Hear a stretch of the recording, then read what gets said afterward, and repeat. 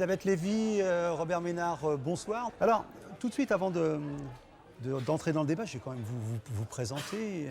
Elisabeth Lévy, alors vous êtes journaliste essayiste, rédactrice en chef de causeur.fr. Oui, absolument. Ça cause. Oui, c'est un site d'opinion. Vous pouvez aller le voir et on publie même un mensuel. Malheureusement, j'ai oublié de l'apporter. Eh oui, Robert Ménard, c'est très amusant. Mais on le suppose, mais il fallait l'apporter. Robert Ménard, ex-directeur de Reporters sans frontières, directeur de la revue Média.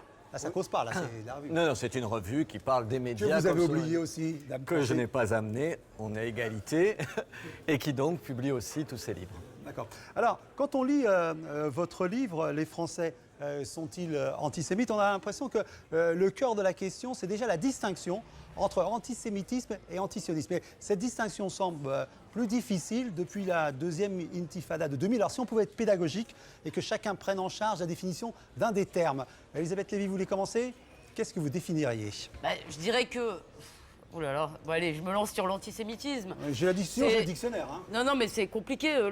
Qu'est-ce qui est compliqué de l'antisémitisme, si vous voulez, c'est que ça vise évidemment les juifs, mais juifs, c'est pas seulement une religion, si vous voulez. Sinon, ce serait assez simple, tout le monde a le droit de critiquer des religions, si vous voulez. C'est pour ça, d'ailleurs, que je récuse un peu le parallèle avec l'islamophobie. L'antisémitisme, disons, s'attaque aux juifs en tant que peuple aussi. Donc, c'est une forme du racisme, je dirais, qui s'attaque à ça, à un peuple, à une... alors avant, on disait nation au terme ancien, au sens ancien du mot nation, en tous les cas, à un groupe, je veux dire, qui n'est pas un groupe seulement défini par une pratique religieuse, et souvent pas du tout par une pratique religieuse. Alors... Non, je crois qu'il y a cette définition-là, et on peut partir de ça. Bon, et antisionisme, alors? Le problème, c'est que l'antisionisme, c'est des gens qui contestent l'existence de l'État d'Israël. La légitimité de la création de l'État d'Israël. La légitimité. Ils disent non, l'État d'Israël n'est pas légitime, c'est un choix des Occidentaux, c'est lié à la mauvaise conscience après la Shoah, après ces 6 millions de morts pendant la Deuxième Guerre mondiale. Le problème, c'est qu'on passe vite d'un à l'autre. Moi, je travaille beaucoup dans le Moyen-Orient, il y a un certain nombre de gens qui ont le droit de ne pas être d'accord avec l'existence de l'État d'Israël, mais qui alimentent ça. En réalité, c'est une façon de cacher une haine des Juifs qu'on voit tous les jours dans la presse arabe. Alors, évidemment, je pense qu'il y a une façon, et prenons, sans aller chercher la presse arabe, prenons simplement le cas de Dieudonné, qu'il se dit... Vous en parlez, vous évoquez là. Qu'on évoque beaucoup, qui se dit antisioniste, c'est quand même exactement comme ça que ça se pose. Dire qu'on est antisioniste aujourd'hui, ça peut vouloir dire concrètement deux choses. Ça veut dire on est contre l'existence d'un État juif sur une partie de la Palestine mandataire. Mais concrètement, puisque cet État existe, ça veut dire quoi ? Ça peut vouloir dire encore deux choses. Ça peut vouloir dire que vous ne voulez pas de juifs du tout sur le territoire de la Palestine mandataire. Un certain nombre d'islamistes ont cette vision de l'antisionisme. Et ça peut vouloir dire que vous voulez bien d'un État où il y ait des juifs, des arabes, tout ce que vous voulez, mais pas un État juif en tant que tel. Le problème, moi je suis d'accord avec tout ce que tu dis là. Le problème, c'est que de la même façon qu'il y a un certain nombre de gens qui s'abritent derrière une espèce d'antisionisme même modéré pour cacher un antisémitisme virulent, et ça existe ici, ça existe au Moyen-Orient. À l'inverse, et c'est un des désaccords qu'on a, c'est que je pense qu'il y a un certain nombre de gens qui, dès qu'on critique l'État d'Israël sans être antisioniste, sans critiquer la politique de l'État d'Israël, on a le droit de la critiquer, on a le droit qui immédiatement discrédite toute critique d'Israël au nom de vous faites de l'antisémitisme, et ça, c'est pas acceptable. Non, moi je veux assurer le suivi de ma question, parce qu'il y avait un autre élément qui était est-ce que cette distinction est plus difficile depuis la deuxième intifada? C'est un peu ce qui ressort de votre... Bien entendu, l'antisémitisme a été mis hors la loi et de façon absolument massive après ce qui s'est passé pendant la Seconde Guerre mondiale, après le génocide juif, le génocide des Juifs, ou la tentative de génocide des Juifs. Je veux dire, donc, l'antisémitisme en tant que tel est hors la loi. On l'a vu ressurgir sous diverses formes. On l'a vu ressurgir derrière le révisionnisme, si vous voulez. C'est bien entendu ce qu'on reprochait à Forisson. Que ce soit un antisémite, ça fait pas l'ombre d'un doute. C'était l'antisémitisme plaqué derrière le révisionnisme. Ensuite, il y a eu plusieurs périodes. C'est vrai qu'on l'a plus vu à partir des années 2000, si vous voulez, parce que c'est devenu un discours entre critiquer la politique israélienne, ce qui se fait tous les jours dans tous les médias français. Donc la critique s'est durcie. C'est pas seulement là, c'est une critique en légitimité. C'est-à-dire que quand on vous dit, quand on compare les Israéliens à des nazis, si vous voulez, quand on vous dit qu'Israël fait une politique d'apartheid, et ça veut dire, si les mots ont un sens, si vous voulez, avec le régime de l'apartheid ou avec le régime nazi, on ne parle pas, on cogne. Vous avez eu des mots très durs. Non, mais je vais dire, dans votre livre, d'ailleurs, c'est un des points qui vous oppose, vous dites, on peut dire, Robert Ménard, que du point de vue palestinien, la politique israélienne est abjecte. Et là, vous avez... Elle est, du point de vue palestinien, je pense, et c'est un point de désaccord, qu'elle est abjecte. Enfin, attendez, je veux dire... Je récuse le mot abject. Je ne suis pas d'accord avec le mot abject. Je pense que quand il y a 10 000 détenus palestiniens, dont plusieurs centaines qui n'ont jamais été jugés, c'est quelque chose qui est inacceptable. Il y a une politique, il y a ce qui s'est passé à Gaza au début de cette année, avec l'intervention israélienne, avec plus de 1400 victimes, dont des centaines de civils, de femmes, d'enfants, c'est abject. Et c'est pas moi qui le dis. Quand je lis le rapport de Goldstone, vous avez vu, qui a été mandaté par les Nations Unies, qui est un juif qui dit il y a des crimes de guerre qui ont été commis, peut-être même des crimes contre l'humanité, de la part d'Israël et du Hamas, c'est ça qui est abject. C'est ça qui est abject. Ce que je veux simplement dire dans cette affaire-là, c'est que les gens ne sont pas raisonnables. Quand moi je dis ça sur Israël, je ne dis pas, c'est pour ça que j'insiste sur le Hamas, je ne dis pas que le Hamas ou les gens qui combattent Israël sont des saints au-dessus de toute critique. Vous avez dû vous défendre de critiques antisémites à votre égard. Je voudrais quand même dire un mot là-dessus. Je voudrais dire d'abord rendre un hommage à Robert parce que une des raisons pour lesquelles on a fait ce débat, c'est qu'un jour, on est en désaccord sur beaucoup de choses. On le sent bien. Non mais sur plein de choses, sur plein d'autres choses, on passe pas notre temps à penser aux Juifs. Donc on est en désaccord et Robert est quelqu'un qui effectivement aime le désaccord. Et il m'a invité un jour à un débat où il a dit cette chose, il a dit moi je ne parle plus de ces questions-là parce que dès que j'ouvre la bouche, je me fais traiter d'antisémite. Et l'une des raisons, et ça m'a glacé. Donc là-dessus, si vous voulez, je rends parfaitement je lui rends parfaitement un point s'il s'agit d'un duel. Je crois qu'on doit pouvoir critiquer Israël, même durement, sans être traité d'antisémite. Quand je disais que je récusais le terme abject, nous parlons d'un pays en guerre, dans une situation qui est extrêmement compliquée d'un point de vue géopolitique. Rappelez-vous une seule chose. Rappelez-vous de Jenin. Rappelez-vous les massacres et les génocides de Jenin. Il n'y en avait pas. Il n'y en avait pas. Rappelez-vous simplement ça. Voilà. Tu as absolument raison, mais quand je lis sur des maisons de Gaza morts aux Arabes, ça me choque, ça me bouleverse autant que le mort aux Juifs. C'est la seule chose que je dis. Bien sûr. Pourquoi moi, évidemment, moi aussi, ça me bouleverse. Dans le livre, j'explique que je ne suis pas juif et que je fais attention à tout ce que je dis.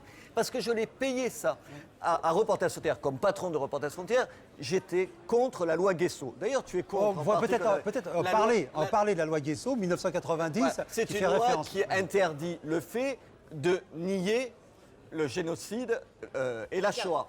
Nier les 6 millions de morts juifs pendant la Deuxième Guerre mondiale est une monstruosité.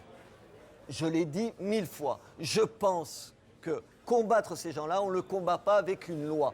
C'est tellement absurde ce que disent les révisionnistes ou les négationnistes, qu'on a 1000 manières de montrer que c'est pas vrai. Chaque fois qu'on les interdit, chaque fois qu'on les poursuit, chaque fois, on leur donne une espèce d'aura de victimes. C'est terrible. On a transformé des salopards, de vrais salopards, en victimes. Non mais attends, moi je voudrais dire une chose. J'espère qu'on va revenir aussi à la France et à ce qui se passe. Mais je voudrais dire quand même une chose là-dessus. Je suis absolument d'accord sur le principe. Moi j'aime la bagarre, j'aime l'argumentation. J'ai été débattre avec Dieudonné. Parce que tout le monde, dans son théâtre, parce que beaucoup de gens m'ont reproché, mais tout simplement, je voulais me castagner avec lui. J'étais un peu déçue d'ailleurs. Donc il y a quand même quelque chose qui est assez inquiétant aujourd'hui. Et je parle de l'esprit complotiste qui règne. Face à un certain autre type de vérité qui est présentée comme dite officielle et qui par conséquent, vous avez des tas de gens, y compris des gens qui ont l'air raisonnables par ailleurs, qui deviennent complètement fous. Non mais attendez, vous par exemple dans ce livre, vous parlez de l'ultra-gauche. Enfin, d'une partie de la gauche de la gauche. C'est ce qu'on a. C'est évidemment, qu'est-ce qu'on a vu si vous voulez? Qu'est-ce qui s'est passé? Pourquoi ce discours? Moi, pourquoi ça m'a inquiété ce discours? Pour deux choses. Le nouveau, si vous voulez, ce qu'on a appelé le nouvel antisémitisme à partir des années 2000, qui a été relancé effectivement avec la deuxième intifada. Pourquoi c'est inquiétant? Parce qu'il concerne d'abord et quand même de façon importante une grande partie des Français d'origine maghrébine et africaine. Deux, je te laisse répondre après. Deux, parce que dans une partie de ce qu'on a appelé la gauche de la gauche. Et moi, j'avais appelé ça les damnés de la terre promise. J'étais assez contente de mon titre. Si vous voulez, il y a eu ce qu'on a appelé la naissance de l'islamo-gauchisme. C'est-à-dire les Palestiniens, c'est les nouveaux damnés de la terre, c'est les nouveaux opprimés. Donc le salaud, forcément, c'est l'israélien. Et derrière, si vous voulez, vous avez tout ce micmac avec les juifs qui sont puissants, avec... Mais Elisabeth, je trouve dangereux de dire ça si on n'ajoute pas qu'est-ce qui nourrit ça. Ça se nourrit d'autre chose. Ça se nourrit de quoi? Ça se nourrit du sentiment, sentiment d'un deux poids deux mesures colossal. Ça se nourrit du sentiment qu'en France, quand il arrive quelque chose à la communauté juive, à un juif, par exemple, la classe politique française se mobilise 1000 fois plus que quand il arrive quelque chose à un jeune arabe. Il y a ça, la base. Et ça, c'est vrai. Et ça, c'est vrai. Robert. Attends, laisse-moi finir. Le nombre de paroles fortes qu'on a entendues de Jacques Chirac, qu'on a entendues de Nicolas Sarkozy concernant les agressions contre les Juifs. Bravo, et je suis le premier à applaudir. Ce que moi j'attends, c'est qu'il y ait la même force, la même vigueur, les mêmes symboles qu'on défend quand il s'agit d'un jeune arabe ou d'un jeune musulman. Le problème, c'est que ça n'y est pas. Aujourd'hui, qu'est-ce qu'il est plus difficile? Non, mais attends. Aujourd'hui, qu'est-ce qu'il est plus difficile? D'être juif ou être musulman en France? Ça dépend dans quels endroits. Enfin, tu plaisantes. Attends, dans quel... Il y a le délit de faciès, il s'applique à qui? Robert... À un jeune juif, à un jeune arabe? Non, mais moi, si je réponds pas, si je peux pas répondre, j'arrête. Non, mais tu arrêtes pas. Non, si je peux pas répondre, j'arrête. Je t'écoute. Non. Je t'écoute là-dessus. Et je pense... Vous allez avoir la parole. Je pense... Tu me laisses pas répondre, Robert moi, Ménard, j'oublie, Je franchement. pense que ce sentiment-là, il ne justifie pas. Il ne justifie pas les délires antisémites. Il les nourrit. Non, mais d'abord, si tu veux, ce sentiment du deux poids, deux mesures, c'est-à-dire l'idée, je suis désolée, nous baignons dans un antiracisme général, ne me dis pas que l'antiracisme n'est pas repris en compte par tout le monde, on en entend toute la journée, tu ouvres les médias partout, donc ne me dis pas que les gens ne luttent pas contre le racisme quand il s'agit des Arabes. C'est pas vrai. D'accord ? Deuxièmement, je crois vraiment qu'il y a eu un retard dans la prise de conscience, un retard à l'allumage, parce qu'on ne voulait pas voir, parce que les antisémites qu'on adore détester, tu comprends, c'est les types du Front National, les types d'extrême droite, on ne voulait pas voir que ce nouvel antisémitisme tout un tas de jeunes des banlieues arabes qui sont antisémites, mais bien sûr, chez les victimes. Voilà. Oui, donc c'est vrai. ça, Mais personne ne dit le contraire. Je dis quand même qu'il y a 1000 éléments qui justifient qu'il y a un deux poids, deux mesures et que c'est pas possible que ça nourrisse pas, à tort, tu as raison, des sentiments de, en gros, quand on est juif, on est plus protégé que quand on est un jeune arabe ou un jeune noir. Et c'est vrai une partie du temps. Alors maintenant qu'on en est là dans le débat, avec passion, est-ce qu'on pourra apaiser les choses pour voir et avancer un peu, pour voir en termes de propositions ou de pistes à suivre pour que ces distinctions, ces confusions, ce climat dont vous venez de rendre compte de façon passionnée puisse s'apaiser dans ce pays et que votre titre, les Français sont-ils antisémites moi, je voudrais dire un mot sur le titre quand même. Parce que je suis pas tout à... Moi, je suis désolée, j'aurais dû le dire avant, mais je suis pas tout à fait d'accord avec le titre parce que les Français, c'est quand même une globalité là. Parce que, ou alors j'aurais envie de dire, la réponse devrait être contenue dans la question. La réponse est évidemment non. Je veux dire, Faut le dire. Ce qu'on essaye de dire, c'est que on est d'accord au moins là-dessus, Voilà. c'est que l'antisémitisme classique, Vieille France, droite, catholique, il est en voilà. régression, et là je suis absolument d'accord avec ce que tu dis Elisabeth, il est en régression et que depuis le début des années 80, depuis les débuts des années 2000, pardon, il y a le développement d'un antisémitisme qui n'est pas cet antisémitisme vieille France, mais qui est un antisémitisme nourri du conflit israélo-palestinien. Et le problème, pour répondre à votre question sur les pistes, Oui, bien sûr. les pistes, c'est être prudent dans ce qu'on dit. La semaine dernière, j'étais avec Renaud Camus. Renaud Camus est un écrivain qui s'est fait traiter d'antisémite parce qu'il avait eu une maladresse de dire dans une émission de France Culture, tiens, sur 6 journalistes, il y en a 4, et ils parlent toujours d'Israël. C'était le panorama de France Culture. Voilà, d'en faire un antisémite et 10 ans après, qu'il pèse sur lui cette accusation infamante, il faut être prudent quand on traite les gens d'antisémites. C'est la première chose. Deuxièmement, savoir que malheureusement, par rapport, me semble-t-il, à la communauté musulmane en France, le conflit israélo-palestinien, il pèse ici. C'est ce conflit qui nourrit et qui naît les réactions des uns et des autres. Alors moi je crois malheureusement Ça va être votre conclusion. Et moi, malheureusement, je ne suis pas tellement sûre que l'antisémitisme s'éteindrait avec ça. D'ailleurs, on a vu dans le monde arabe, et il faut dire aussi que c'est aussi connecté à ce qui se passe dans le monde, on a vu dans le monde arabe la résurgence d'un antisémitisme qui reprenait les stéréotypes du 19e siècle. Non, je dirais bien sûr que cette question de débattre, c'est-à-dire de débattre avec tout le monde... Et ce livre quand même assez oui, c'est ça. Non, mais je crois que sur la question, ce qui est très difficile, c'est pour ça qu'on s'engueule, bien qu'en fait on soit en réalité assez d'accord, c'est qu'on est pris entre deux écueils. Et je vais être caricatural, vu que, comme tu dis, moi je peux dire beaucoup plus de choses, vu que je m'appelle Lévi, il y a beaucoup de juifs qui voient des antisémites partout.